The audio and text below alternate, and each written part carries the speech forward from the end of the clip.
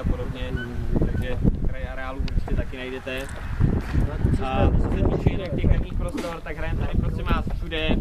Jedny omezení, které tady máte, tak jsou střechy budov. Na střechy budov prosím vás nelezte, nestřílejte na něj, na střeše se většinou já nebo diváci, tak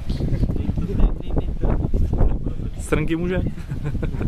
To je další věc tady, ve hřišti občas můžete potkat nějaký zvířata, tak nestřílejte prosím vás po zvířatech. No, máme ten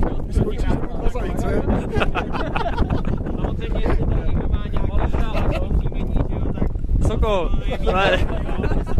Na sokole a na sovi taky ne. Prosím vás potom nestřílet tak nějak na schvál do těch sítí, nesnažte se hlavně přestřelit.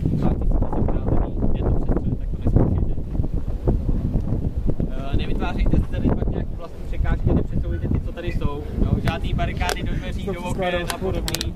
Občas tady vidím lidi, jak nosej prostě takhle šípy jako štíci a postupují dopředu, tak tohle to tady nechci vidět, jo? Nic takovýhle. Takže ty granáty jenom tady neš. Jak pyrotechniku, jestli tady nějakou máte, že jestli s tím souhlasíte, tak můžete používat v podstatě, co chcete. Akorát, co se týče těch dýmon, tak měli jsme tady pravidlo, že dýmonce si neházejí do baráku, protože ten barák se prostě pak vyhodně nedá vyvětrat. Z toho ten hodně šikovně po dvakrát, tak oni se nažerou vevnitř úplně stejně.